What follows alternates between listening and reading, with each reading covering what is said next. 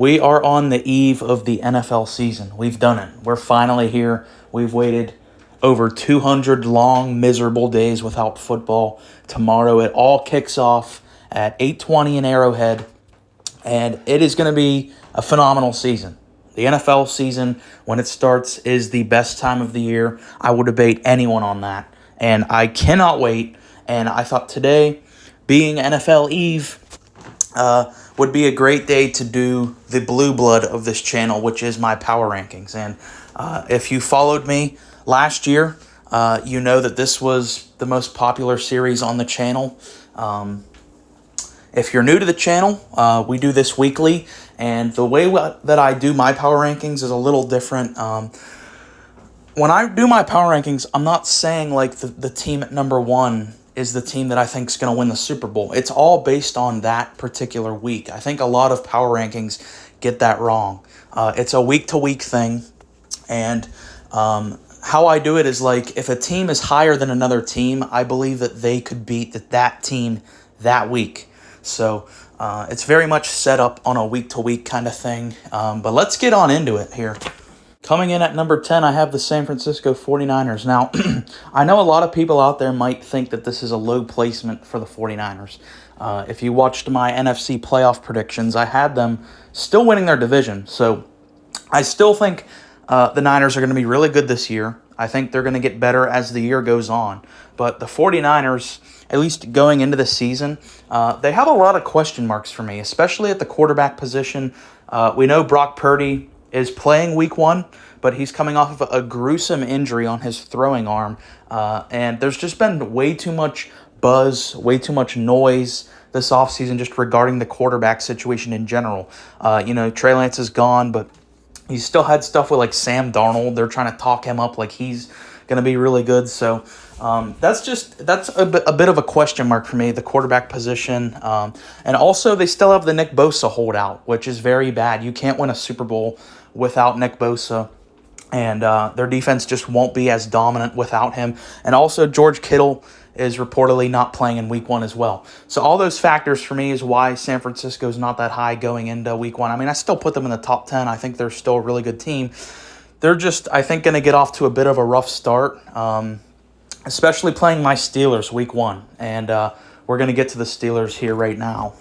Coming in at 9, we have my Pittsburgh Steelers. Now, hold on. Call me biased all you want, putting the Steelers over the Niners. But like I said, this is a week-to-week thing. I think the Niners, they definitely, in the long run, have a better chance at winning the Super Bowl. But for week one, these two teams play each other, and I have the Steelers winning this game. So I had to put them over the Niners. And the reason why I have the Steelers winning that game is for all the things that I mentioned in that Niners segment is the quarterback situation's a little messy. You got two star players, Bosa and Kittle, not playing. And the Steelers, I try not to take much at all from preseason, but the Steelers had the best preseason by far. Every time Kenny Pickett played, it resulted in a touchdown. And you got to think Kenny Pickett only played against starters, especially in the Buffalo game, like just carved up Buffalo's defense, which is filled with Pro Bowlers. So I take a little bit away from that just because it was the starters playing. And I think the Steelers have a lot of momentum. I really like the construction of the team. Stay tuned for an entire season breakdown for the Steelers. I'll be uploading probably either later today or tomorrow. But I just think they have the better matchup. They're at home. The Niners just have a little bit of dysfunction going on right now. So the Steelers, I just think they're in a better position to win this game. And at number 8, we have the Los Angeles Chargers. Now, this team is just absolutely loaded when it comes to the star power. You got so many names all over this team on both sides of the ball.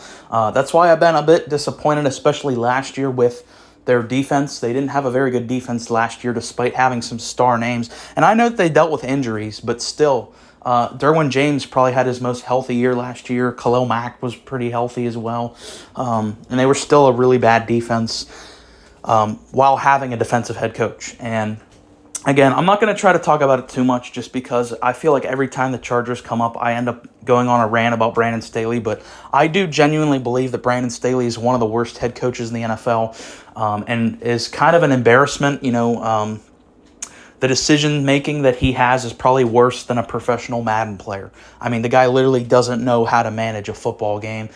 He's made some of the situationally worst decisions I've ever seen from a head coach to not be fired. So I think he's probably on the hot seat anyhow. You're probably going to see Kellen Moore inherit that job. But I still really love this roster. Of course, Herbert is he is a top 5 quarterback at this point in time. There's just too much talent on this team for me. Despite my reservations with Staley, this is too loaded of a roster to not be a playoff team. And at number 7, we have the Miami Dolphins. Now, if you noticed, these teams play each other, the Dolphins and the Chargers, so that means I have the Dolphins winning that game. The Dolphins, the thing for me that really stands out, everybody talks about the offense, but I think their defense is going to be massively improved this year because you brought in Vic Fangio as defensive coordinator. I think he can threaten to be the best defensive coordinator in the entire league. Jalen Ramsey, eventually, whenever he comes back, is going to create arguably the best cornerback duo in the league with Howard and him. So I think the fact that Ramsey got hurt, it sucks, but it's not the end of the world because you already have an elite corner with Xavier Howard. So when Ramsey gets back, just going to be a cherry on top. I don't know why there's military helicopters flying over my house. So sorry if you hear that, but where was I? Yeah, the defense I think is going to be really good. Jalen Phillips is a stud. Bradley Chubb, you got him at the halfway point last year. I think he's going to be really good. And then, of course, the offense. This offense is high-powered. You got Tyreek Hill, Jalen Waddle. I contend is the best wide receiver duo in the league. Tua, when he's upright, just does nothing but win games. Extremely productive, very efficient. When he's upright, they just win games.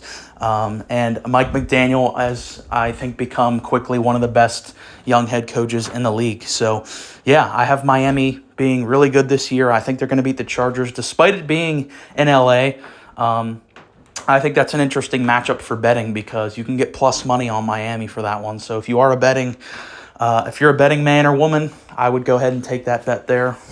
And at number 6, we have the Dallas Cowboys. So going from one great defensive coordinator to another with Dan Campbell, who's basically the defensive head coach.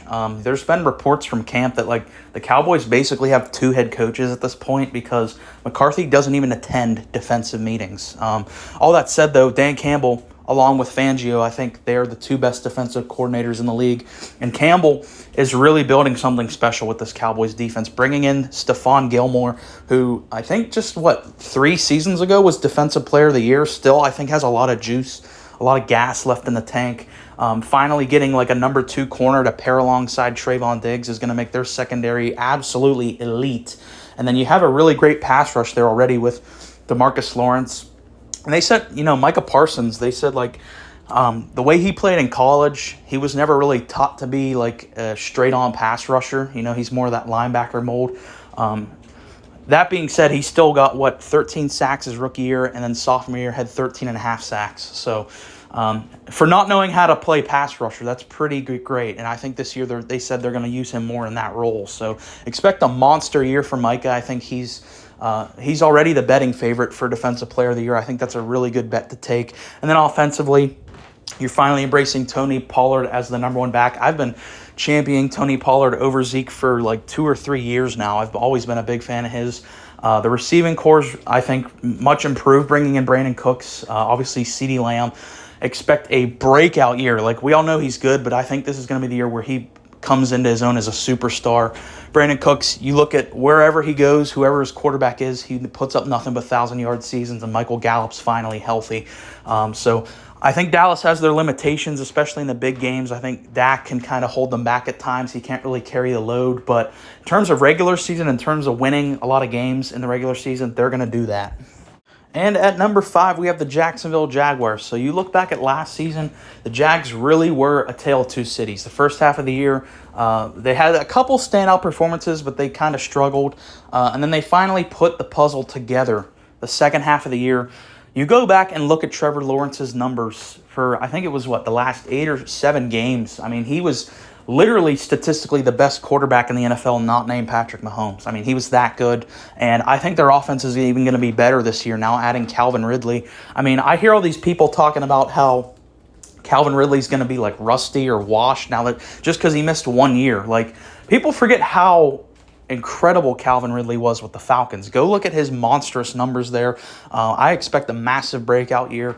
If you watched my MVP prediction video, Trevor Lawrence is my prediction for MVP this year because I think Jacksonville, they have a pretty easy schedule. They're in a pretty easy division to win. You have two rebuilding teams. You have the Titans who are kind of on the decline, so I think there's a good chance that they beat up on their own division. And you look back at past MVPs, they're all on one seeds. Like the past 5 years, all the MVPs were on one-seeded teams. And I think just Jacksonville, given how loaded the AFC is and like the battles you're going to have in the East, I don't think Buffalo will get it. Kansas City, they're probably going to get off to a bit of a slow start with, Chris Jones hold out. And the North is just like a mess. Like, not a mess that it's bad, a mess in that every team is good and they're just going to be beating the hell out of each other. So I think Jacksonville, just given the state of their division, is well suited to get to that one seed, and that's why I think Trevor Lawrence is a good bet for MVP, and I've already placed that bet. So Jacksonville, I think they're going to be one of the best offenses this NFL season, and that's why I have them here in the top 5. And at number 4, we have the Buffalo Bills. Now, if you've listened to my off-season videos, you know that I'm a little less hesitant to embrace the Bills like I have been in past years. Last year, they were my Super Bowl pick. I think they were a lot of people's Super Bowl pick. They were the Vegas favorite to win the Super Bowl last year. And they let a lot of people down because they failed to even reach the AFC Championship game. They got walloped by the Bengals on their home field 27-10 in a pretty embarrassing performance. And then you've had some off the field drama this offseason with the Stephon Diggs stuff. I know he said to the media, like, there's no beef between him and the Bills, but of course he's going to say that to the media. He works there. He's not going to just publicly come out and say that unless things were, like, drastically bad. So there is something there with the Stephon Diggs situation that, I don't necessarily like. And another thing I started I came to this realization last year is I think it's time to move on from Sean McDermott at head coach. He's done a really good job with the defense, don't get me wrong, but there's some things on the offense that I think really show that McDermott is kind of holding his team back a little bit. 2 big things. Number 1, the offensive line has not really been developed at all during Josh Allen's era. It's fine, but it's not good, I wouldn't say. Probably mid of the pack or below average. And then the run game. You haven't developed a run game in Josh Allen's entire tenure with the Buffalo Bills. He's been their leading rusher for 4 years straight now, which is unacceptable for your franchise quarterback. You can't have him taking all those blows. That's eventually going to add up. We've seen that with big athletic guys. Once they get to 30 after taking all those shots, they're just not the same. Like Cam Newton's a good example of that. All that being said, all my reservations about them, that's just because the expectations were so high last year. That's why I give them all that criticism. But going into this year, I'm still going to respect them and say that they're going to win the division. I think they're going to beat the Jets on Monday night. They still have incredible high-end talent. Josh Allen, I had him as the 3rd best quarterback in the NFL still. There's still a lot to like about Buffalo. They just don't feel as invincible as they once did. And at number 3, we have the reigning Super Bowl champion Kansas City Chiefs. Now, like I said at the beginning of this video, this isn't a list of how likely I think these teams are to win the Super Bowl. It's just based on a week-to-week thing. So I'm not disrespecting the Chiefs by putting them at 3, whenever a lot of people probably have them at 1. Hear me out. You still have Mahomes, of course, the best player in football. I still picked the Chiefs to win their division. I learned my lesson last year picking the Chargers. That didn't work out. But there's a couple things. Now, the conventional wisdom at this point is to just never doubt Mahomes, never doubt the Chiefs. But there are two key guys that are missing for the Chiefs. And I already think that their roster's thin. They're just elevated so much by Mahomes that, it's kind of like they can just throw a Band-Aid on the fact that they don't have much depth because they have the best player in the league. But whenever you start to lose the few stars you already have outside of Mahomes, that's when I start to get a little worried about the Chiefs. Kelsey's doubtful to play against the Lions tomorrow night. Chris Jones definitely isn't playing tomorrow night because, he said he could hold out as far as into the season as week 7. I think they're a bit of a vulnerable spot. I'm not going to go out on a limb and say the Lions are going to beat them tomorrow night, but I think that makes this game a lot more interesting than it would be if Kelsey and Jones were playing. So I just think they're starting off a bit with this season a little weird with missing those 2 guys. And Despite how good Mahomes was last year, I'm still going to keep on saying this because I think it's true. Their receiving core is bad. Like, look at their receivers. Kadarius Toney's probably their number one option. Sky Moore and Valdez-Scantling. That's their receiving core. That's bad. Like, if you put that with any other player not named Patrick Mahomes, that would be like a glaring red flag against the team. But we shall see. I can't wait to watch that matchup tomorrow night. And coming in at number 2, we have the reigning NFC champion Philadelphia Eagles. Now, I know that they lost both their coordinators. I think Shane Steichen actually is a pretty big loss for this team. He's credited with, a large part of their offense last year was Shane Steichen because, Sirianni handed over the play calling duties to him. So I do think that is a big loss, and this is kind of a big prove-it year for Nick Sirianni because he's back to being the play caller. Jonathan Gannon, their defensive coordinator they lost, I don't think he's as big as a loss as Steichen, of course. I mean, have you guys seen that clip of him? He's obviously the Cardinals' new head coach. Have you seen that clip of him trying to motivate those guys? And, it's just crickets. I think Jonathan Gannon is a one-and-done head coach. I don't see him lasting very long, especially if they land Caleb because, you're probably going to want a better head coach around Caleb Williams if you land him. But going back to Philly, I still love the construction of this team. I still think if you look at every single unit, you have either elite players or Pro Bowl players or all-pro players. Every single unit that they have is loaded with great players, great receiving core, elite quarterback who just finished second in MVP voting, the best offensive line in the NFL. You got 2 serviceable running backs with DeAndre Swift and Rashad Penny, who when they play, they're both good. Then their defense, their defense is just loaded. That defensive line is probably the best in the league. And the fact that they this still blows my mind that they got Jalen Carter at 9 because I saw plenty of big boards going into the draft where a lot of people had Jalen Carter as just the best prospect going into this draft. And for the team that was just in the Super Bowl to get a guy of that caliber is absolutely mind-boggling. That Georgia defense over these past 2-3 years now have been arguably the best defense in the history of college football, and the Eagles have done nothing but draft all those guys, and they just have nothing but monsters all over their defense. And their secondary is really great as well. There's in terms of their personnel, there's very little to criticize. They are just loaded everywhere. The key story, though, like I said, is watching now that Sirianni doesn't have Steichen to rely on how he does. And coming in at number 1, we have the Cincinnati Bengals. Now, why do I have them at 1? Well, you look at how the AFC has played out over the past couple years now. The only team to really give the Chiefs problems have been the Bengals. And like I said, the Chiefs have a couple problems for me to kind of just overlook. Last year, I was maybe a little too, I don't know. I was probably a little too harsh on them for losing Tyrann Mathieu and Tyreek Hill.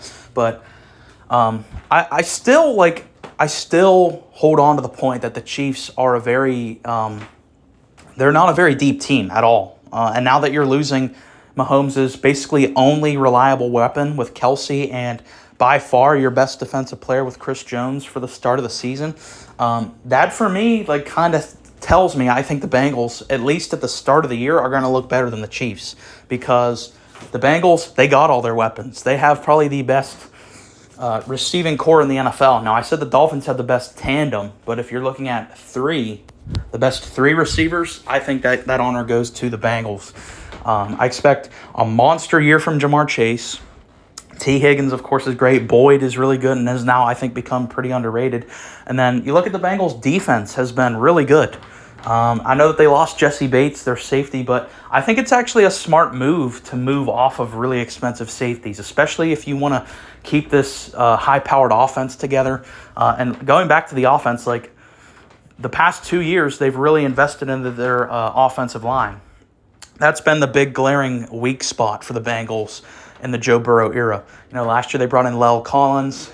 This year they brought in Orlando Brown Jr., a All-Pro, but a Pro Bowl level left tackle, which is just a phenomenal get because not only are you getting him and his talent, you're also taking him away from the Chiefs. So There's a lot to like about the Bengals. I just think that they're more of a complete roster heading into the season with the problems that Chiefs are having right now. But that has been my NFL Eve power rankings. So go ahead and let me know in the comments what you thought. Did I miss any teams? I don't know. Go ahead and let me know. If you made it this far, really appreciate it. Go ahead and leave a like, comment, and subscribe.